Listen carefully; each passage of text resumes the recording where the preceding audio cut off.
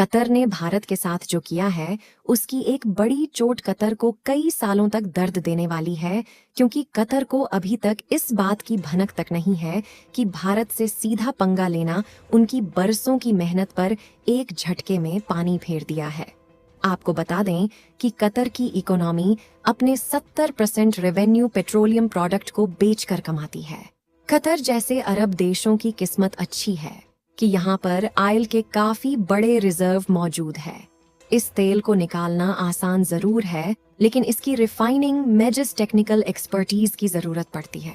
वह केवल भारत के पास है और पेट्रोलियम रिजर्व के चलते देश किसी भी युद्ध का अच्छे से फायदा उठाना जानते हैं।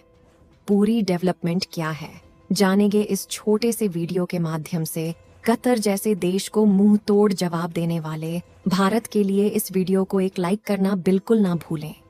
इसी तरह और भी नॉलेजेबल वीडियो के लिए इस चैनल को सब्सक्राइब जरूर करें।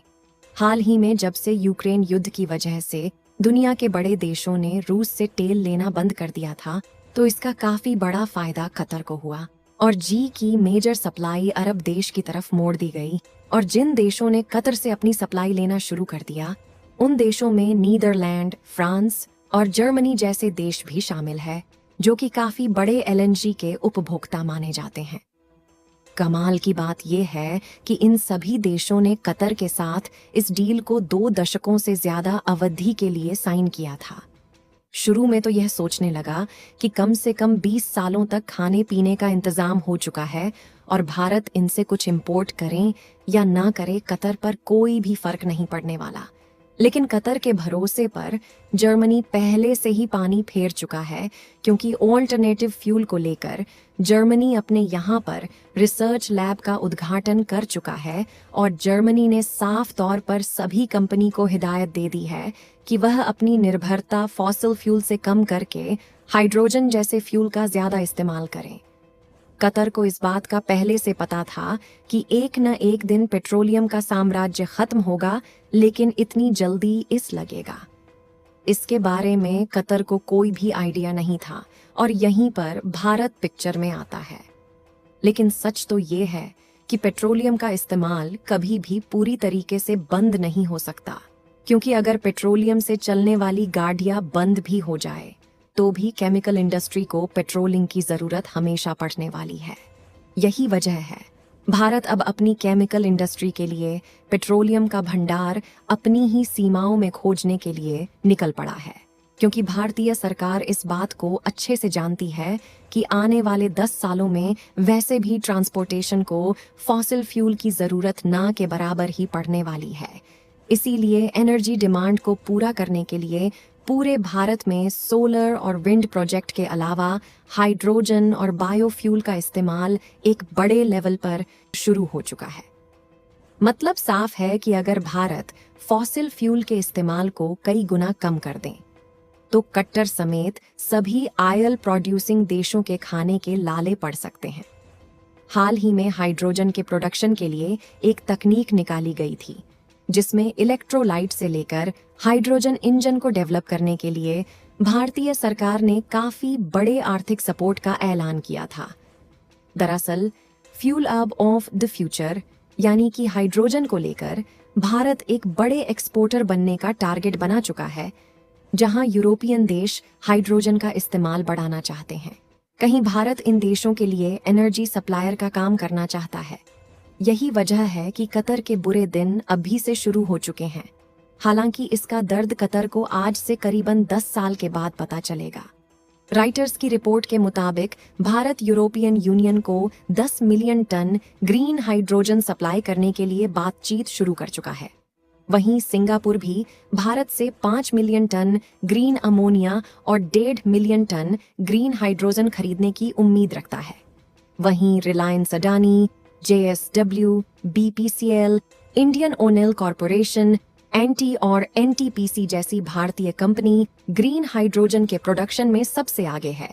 इनके अलावा आज 15 से ज्यादा स्टार्टअप देश में हाइड्रोजन फ्यूल सेल प्रोवाइडर्स को स्वदेशी तौर पर डेवलप करना शुरू कर चुके हैं, जिसे टेक्नोलॉजी को आज नहीं तो कल हर देश इस्तेमाल करेगा और जिसमें आगे चलकर कतर जैसे देश भी शामिल होंगे।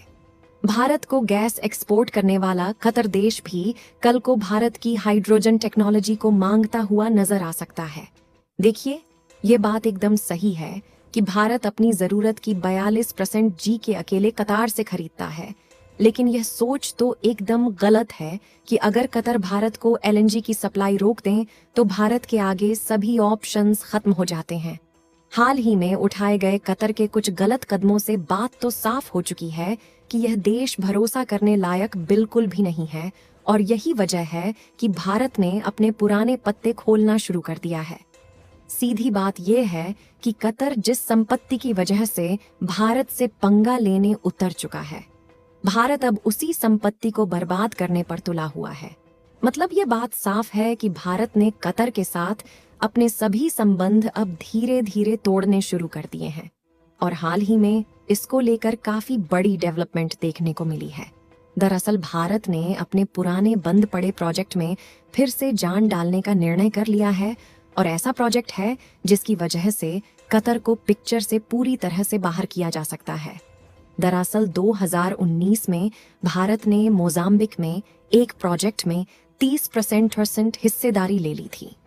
ये प्रोजेक्ट इसलिए ज्यादा इम्पोर्टेंट है क्योंकि मोजाम्बिक के अंदर 8 ट्रिलियन क्यूबिक फीट के एलएनजी रिजर्व पाए गए हैं।